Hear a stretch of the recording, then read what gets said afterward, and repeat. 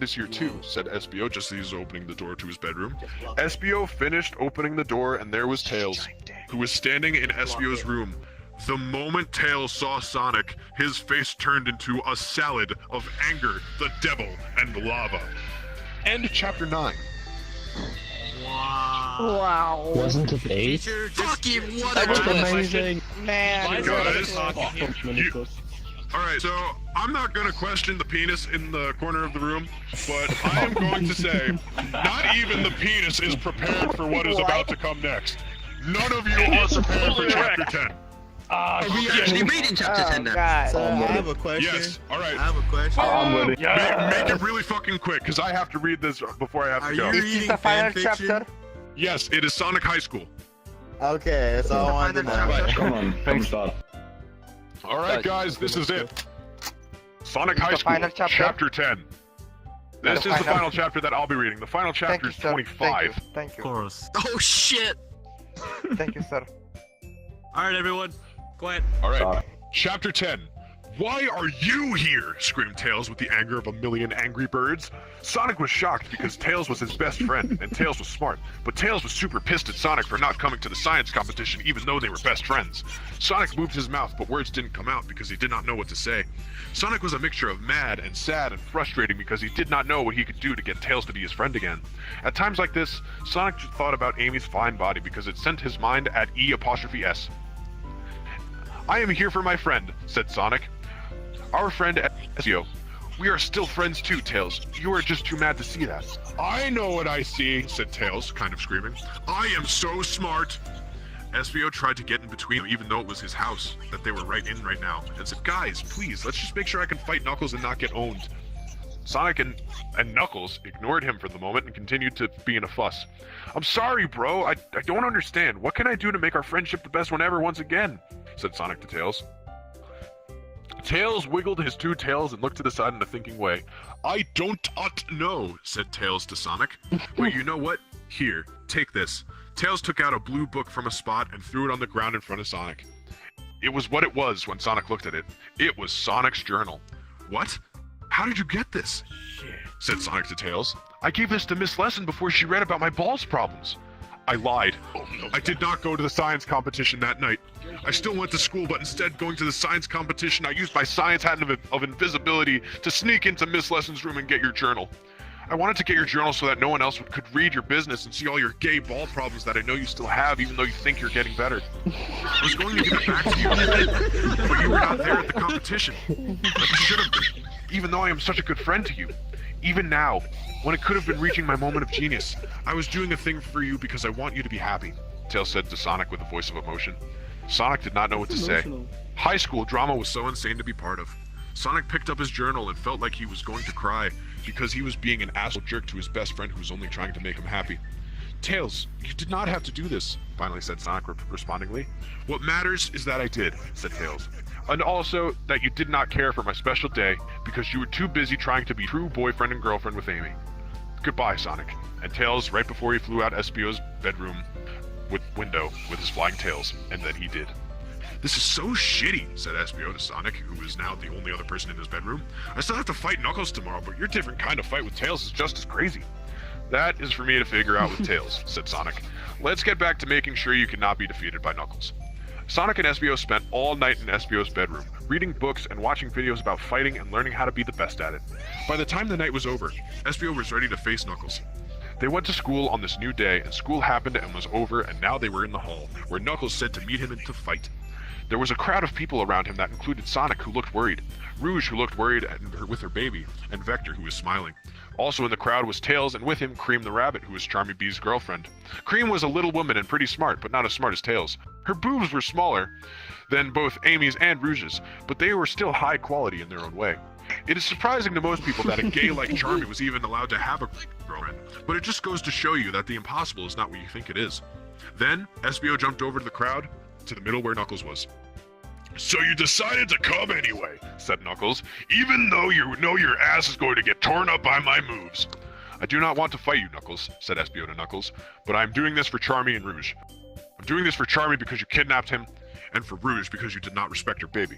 Then let's do this! said Knuckles. Knuckles charged at Espio with his fists like an elephant running at a hunter trying to kill him for his powers, but Espio jumped out of the way and onto the wall like a pro jumper, which he learned how to do last night. Espio jumped at Knuckles with a kick move, and Knuckles punched at his foot, and they met with a purple and red explosion of power that knocked them both back. They continued to jump around and attack each other, and they did this for a while. It was difficult to watch for everyone. Rouge was in the crowd with her baby. "This is so difficult to watch," said Rouge. "Violence should not be a solution to conflict," said Rouge's baby, peeking out between his hands. "You're right. Why do people like this exist? I hate it," said Rouge to Rouge's baby. Rouge had become a different person since she had a baby. She used to be only sexy, but now Rouge was sexy and matronly. "Yes, fuck this evil world," said Rouge's baby. Rouge then revealed her boob to the baby and had him eat from it as a baby would do. Rouge's baby thought this was the best part about being a baby because not everyone would get cool boobs like this delivered to them their doorstep like a milkman. Babies did not have much to worry about anyway, so Rouge's ace boobs made paradise a realty for baby. "I have a feeling," said Rouge's baby. "You should lie down and relax." So Rouge lied down on her back and the fight continued to go on. Knuckles and Espio were both bloody and gross looking. Like two waiters who were holding messy foods, and then walked into each other, causing the meals to launch into the air and then fall down on them and ruin the nice clothes they got from the store. They were breathing hard and were tired, but they kept going, jumping and kicking and punching and running. It looked like two people doing a dance, but hitting each other also. Knuckles kicked his feet out at Espio, but Espio jumped up and dodged them and came back down and hit Knuckles in the mouth and knocked him onto the floor/ground. "Is this enough yet? Are we done?" shouted Espio to Knuckles. "How will this ever end?" Knuckles looked up from the ground at Espio standing over him. Knuckles had a Twinkie in his eye, and he looked up at Espio and crawled towards him. Espio did not do anything but watch him and feel dangerous. "Come closer," said Knuckles in a whisper voice. So Espio bent down and put his face to Knuckles's. Knuckles looked up and down at Espio's sweaty purple body and into his eyes and said, "I respect you," and then grabbed his face as gentle as a deer and kissed him on the mouth.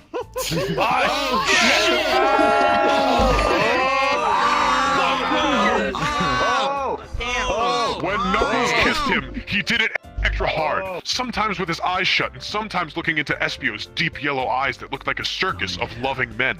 Their tongues met in the middle of their mouths like two chicken cutlets that were acting like cats and loved each other. While Espio was watching fighting videos last night, he was not expecting he was going to have to do kissing too, but he liked it. They went on kissing for a full minute while everyone watched. Oh my fucking god. Wondering if they were done fighting or just taking a break to kiss. Finally, the back part of Knuckles' body began to lift off the ground while his mouth was still making out with Espio. Eventually, the power became so strong that his mouth was removed from Espio, and their spit was like a shiny extension cord that connected an appliance to a wall outlet. Knuckles then began to glow while floating in the air, and the whole place became a little windy. On the side, Tails said to Cream, "Wow, I know what this is. This is a rare moment of science we will never see probably again in a lifetime or ever. It is called a body donation, and it was invented by Einstein. It is when...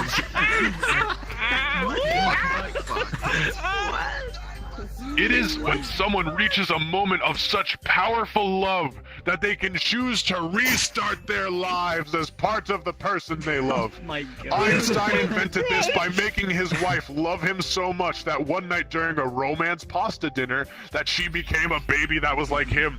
But then he killed his wife with the baby because he thought it was too dangerous to have her live on the world without testing it in the laboratory first. It is a fact that if it looks like magic, it is not magic. It is science, so deal with it." Knuckles glided on the wind forward through the crowd of people in front of him and into Rouge's mouth, where he disappeared into. It was a good thing Rouge's baby had premonitions and told her to lie down, as then Knuckles did a U-turn in Rouge's sex-filled body and came out of her butt as a newborn baby that looked like Espio. This was all science! And Chapter 10.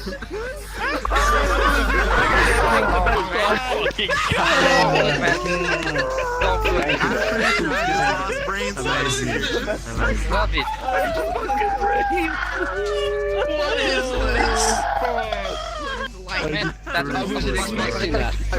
I wasn't expecting that at all. No. This is really good. I like this. So, I do have a plot twist. I do have good news for you guys. I do readings like at least once every night. So Nice. I made a Discord. Okay. So if you guys want to join that Discord, I can whenever I'm online, I'll just let everybody know. Everyone can come on. Yes. Yes. So Yes, Yes. sir. if you open up Discord, I'll give you the link right now. Oh yes. I gotta take my VR off. Fuck, hold on.